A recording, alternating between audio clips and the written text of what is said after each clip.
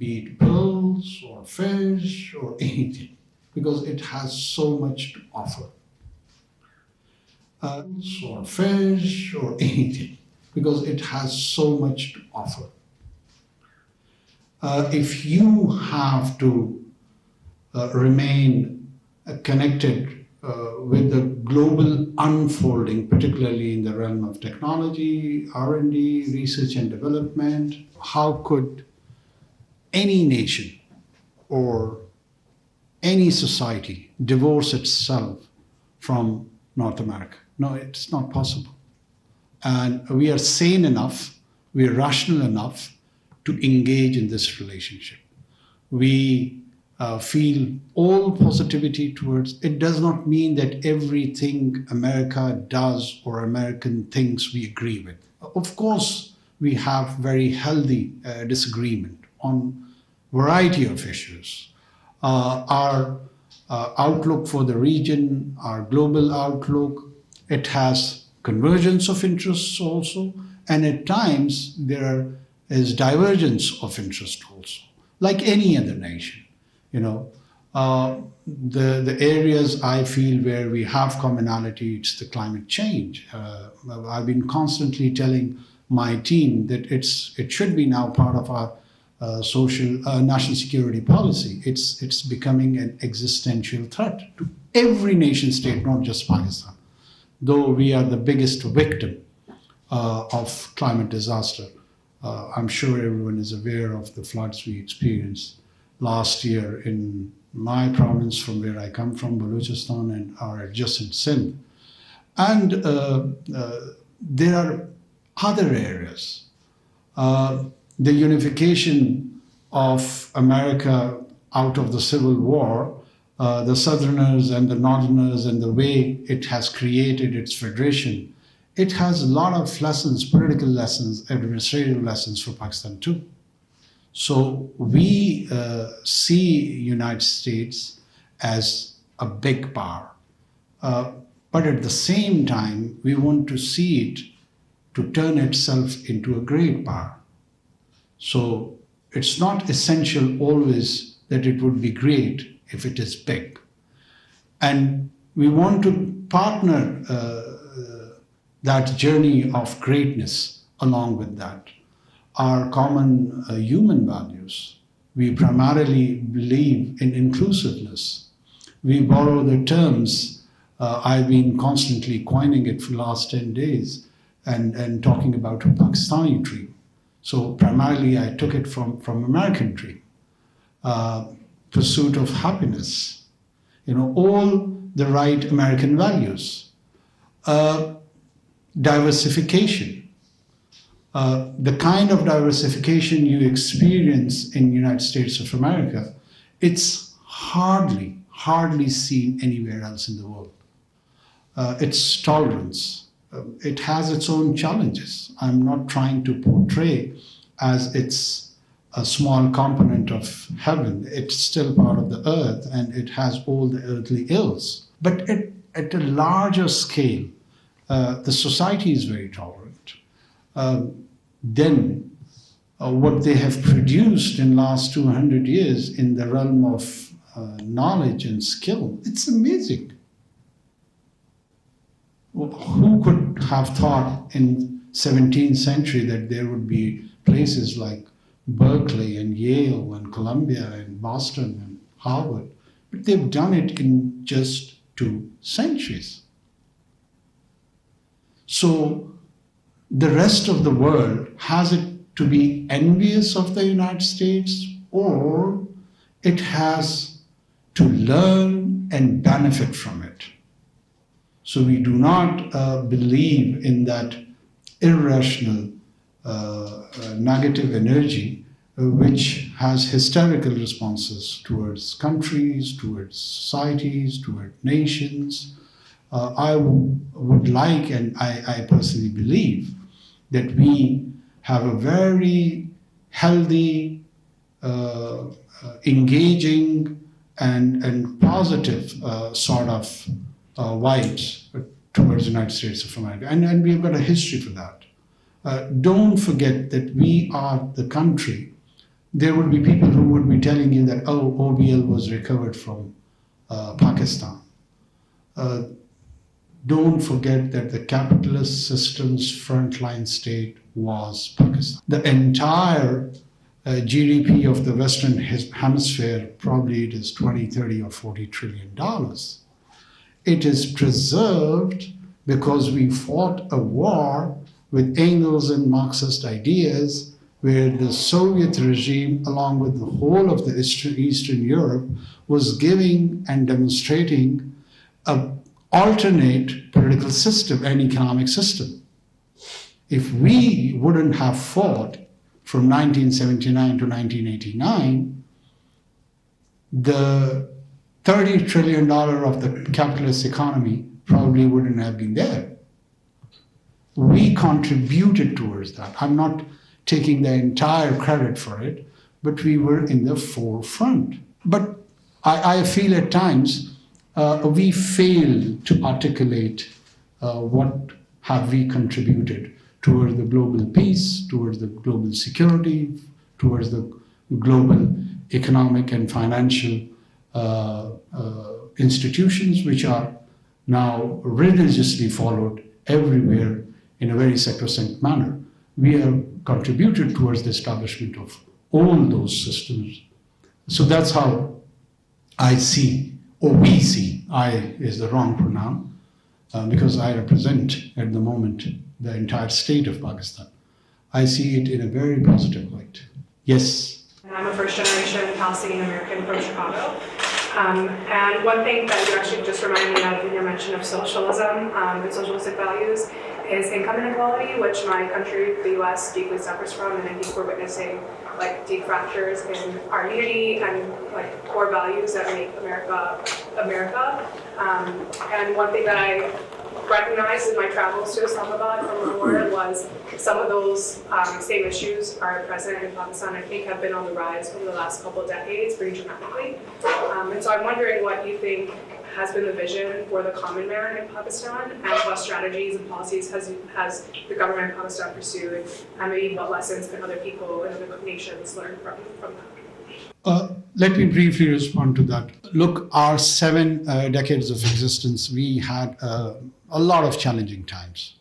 We are living in a political milieu where the 2 greatest military mights which are documented in human history, one was Soviet Empire and the second was the alliance of US and NATO and ISF forces. They came in this region and remained here respectively for each for 10 years. So it has implications, it has a lot of implications for generally for our society, and at the same time, in the manner our state building institution or nation building project, if we could call it a project, it has responded in this environment, and many external realities have shaped our choices, in which at times our democratic dispensation has been on discontinuation. Sometime our priorities to deliver to a common man, to which you are referring, has been out of context. Our priority list has reversed. Our spending spree has been on issues which has been of utmost importance to us, in which the existence, the political, economic, and other social rights of a common man has not been on priority. What does that mean? That we lack vision? No, this is not the case. We do have a vision, and we are trying to express and realize those vision in the greater value system on the basis of which this country was created. 2 countries craved themselves out of religious inspiration or ideas, at least in modern history. One is Pakistan in 1947 and the other is Israel in 1948. And both, they have taken altogether different courses and they have different destinies, different circumstances. We are here with the population. Over there, it's at a very demographically at a disadvantaged position. Numerically, they are not that much. But both live in an environment where the security imperative has been of utmost importance. If you closely, you delve in and you dig out, again, I would say these external factors were determining our choices. I personally feel we are settling down. We are in, the dust is settling down, and the common man is becoming the nucleus and the entire idea of the relationship between state and citizen. We are transforming towards that. The ideal is that we develop that social contract, we express that social contract in which the rights and the responsibilities of the citizens are ensured, and vice versa. The state should also have its own rights and responsibilities. So it's a two-way, it's a dual carriageway. It has to come both ways.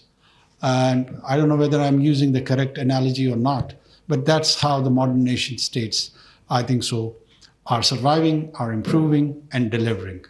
I hope once you come next, whenever it is, and I hope it is soon, you will start feeling the changes in that direction. My name is Samaa from Harvard Business School.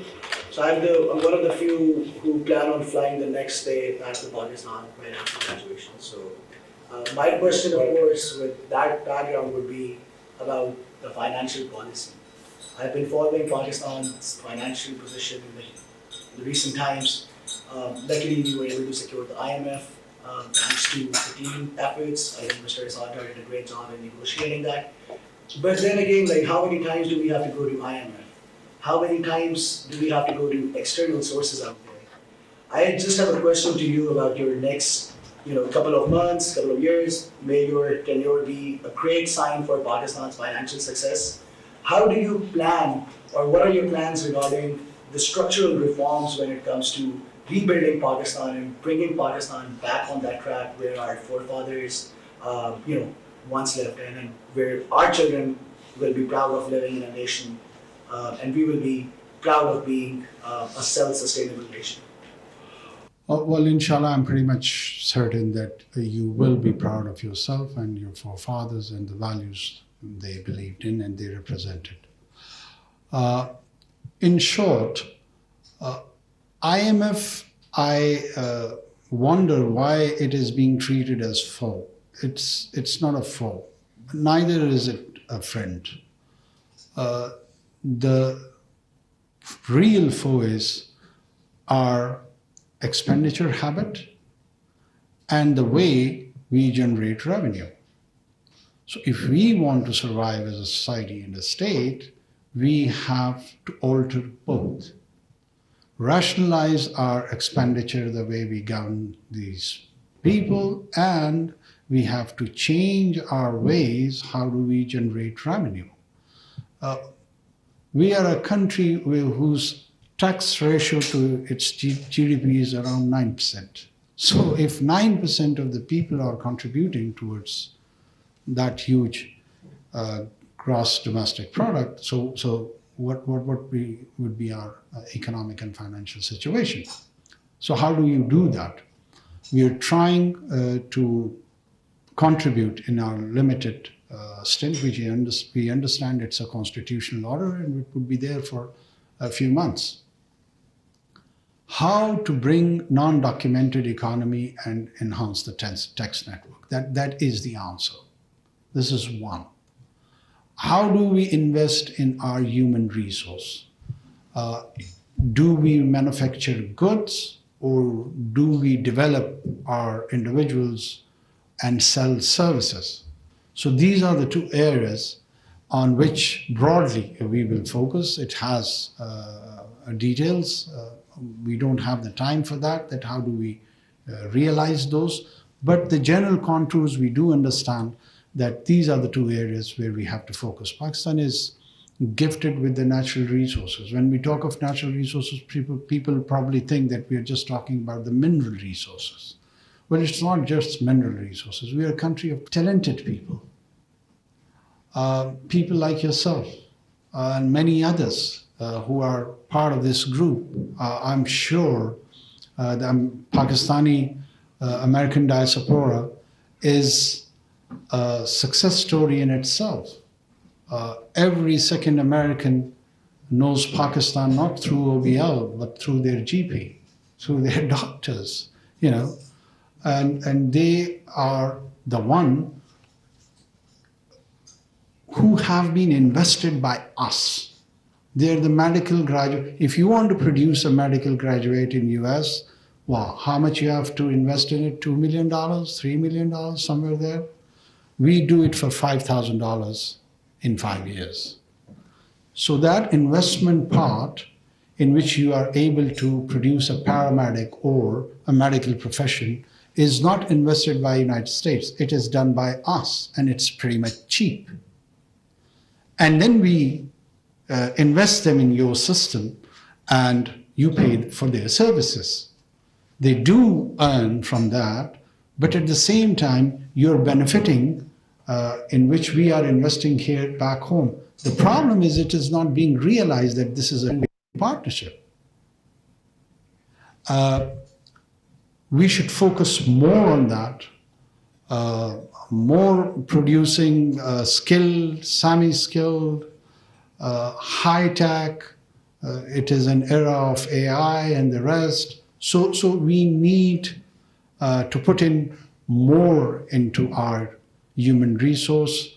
One of the very famous couplet of Iqbal, I'm sure you can translate it to the rest of your colleagues who are American Americans. Well, you're all American Americans, but I'm just saying it on lighter note. Afraad ke haathon mein hai aqwam ki taqdeer. Har fard hai millat ke muqaddar ka sitara. It's a couplet of our national poet in which he expresses that the destiny of the nation is collectively in the hands of people. And each and every individual is like a star towards that destiny. So this has been said around 100 years back when there was no concept of human resource development. But he hinted towards the human resource development, that everyone amongst these people are stars. And these stars can lead us towards a very bright future. They are the one who would be enlightening us, who would be guiding us, who would be telling us, who would be inspiring us. And I'm sure a few amongst them are sitting under this roof. And inshallah, people will contribute, and I'm very much certain that we will get out of this quagmire. It's a message of hope. There was a time when the Israelis faced a financial crunch, and the inflation rate in the late 70s in Israel was around 1,000%. But they sat there, they put in the right policies, they focused on recovering their economic woes, and they did it. And I'm sure we're going to do not just that, but we're going to do better. Yes, please. Yeah, you. My question is regarding the future of democracy in Pakistan. As is evident from our history, we've experimented with different kinds of political systems, and they've not always been successful. For the past 2-3 terms, we've been a democratic country, but in the 7 decades that we've been free, there has not been a single democratic government that has completed a term. But when we look at our neighboring country of India, they have a thriving democracy. What do you think is the future of democracy in Pakistan, and when can we expect a government that would actually complete its term? Well, first of all, the completion of tenure of any government is not, or incomplete completion of the tenure of a government is not at all undemocratic. the democracy gives guarantee to the strength of the parliament. And in Pakistan's case, last 15 years, post-2008, we had 3 successive complete stints of parliament.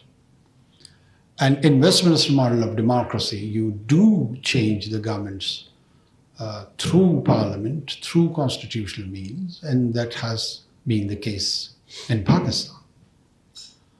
In order to avoid purge and a coup, you have to agree on this principle that the members of the parliament has the inherent right to emplace a government or replace a government. So I have not seen any act in last 15 years where the case has been otherwise. Secondly, to the broader question of what is the future of democracy in Pakistan, the bigger question is, what is the future of democracy at a global scale? And there are scholars back in West also, many of you probably would have read how democracies die. One should read that, one should learn through that. And there is another reference of Shirley Brahman. She teaches at Columbia. It's a case study where some 20 countries or 10 countries have been picked from Western Europe, and 300 years of democratic experience has been documented, and how the dictatorships have been morphed into democracy. It's a very interesting read. People like yourself, you must go through that. And in that, you do realize that democracy is a process, not an event. And how does the German unification occurred? How does the English experiment occurred? How does the Spanish experiment occurred? How does the Italian experiment occurred? It's a guide for the transitional democracies. And then when you generate the conversation about democracy, there's a very important angle that you want to create a liberal democracy or an illiberal democracy. Yes, in our neighborhood, the ritual of democracy is being exercised for last 7 decades. But is it heading towards electoral autocracy? That is the question which needs to be focused more. And is it leading towards liberal democracy or an illiberal democracy? But is it this kind of democracy you would envision and you would want to have for United States of America? Fair enough. Or United Kingdom or France? Is this the old principle of laissez-faire, the French secular constitutional principles? I don't think so. So bringing it back to our region and then to our country, we are committed and we understand that the performance and participatory idea of democracy is what is needed. We would encourage that. We would try to realize that. But at the same time, when you have to strike a balance, there is a rule of law and then there is a rule of order. That social order can never ever be compromised for a rule of law. Sometimes, there are many scholars in the world which tells you that you have to operate in the law while outdating the law, when you would be operating in emergency laws. It's a wholesome idea. It's an entire discipline which is being taught in different universities, that when there are extraordinary situations, how does the normal law operates? In Pakistan's context and in our experience, there are times where the normal laws get suspended, or the normal laws are not fully implemented, or the normal laws are not solution to the kind of challenges we face, like our security challenge. What do you think that for if we would have applied our normal policing laws, we would have countered suicide bombings, which, by the way, have happened in thousands of numbers? Of course not. So then the priority is that first you secure life. When you secure life, you secure social and political order, then later on you go for the issues of civil liberties, democratic principles, so on and so forth. So you have to strike a balance. And the entire arrangement of the universe, to be honest with you, if I observe it and if I try to comprehend it and want to express it in one single word which can reflect its basic principle of existence, and that is balance. It works on the principle of balance. You cannot just take an extreme position on anything. Whatever I'm saying is still challengeable. All I'm trying to do is stimulate the thought process, and you try to look at it with another perspective as well. You may learn something from it, or you at least, it would lead you to explore further something, and you will delve in, and you may learn something new, which has not even come out from me. So that's how the process should go. Thank you so much for having us. My name is Rita. I'm from Karachi, and I'm also an MBA student at Harvard Business School. Like Osama, I also plan on coming back to the country after graduation. Welcome back. Inshallah. My question to you is, people like us, most people decide to stay back in the States or abroad after completing their education, or if they go abroad for work, which is resulting in a talent drain in the country. You can say that some of our most educated, talented individuals are actually not residing in the country but are abroad. What do you think are a few measures that we can take to tackle this challenge? And what can we do?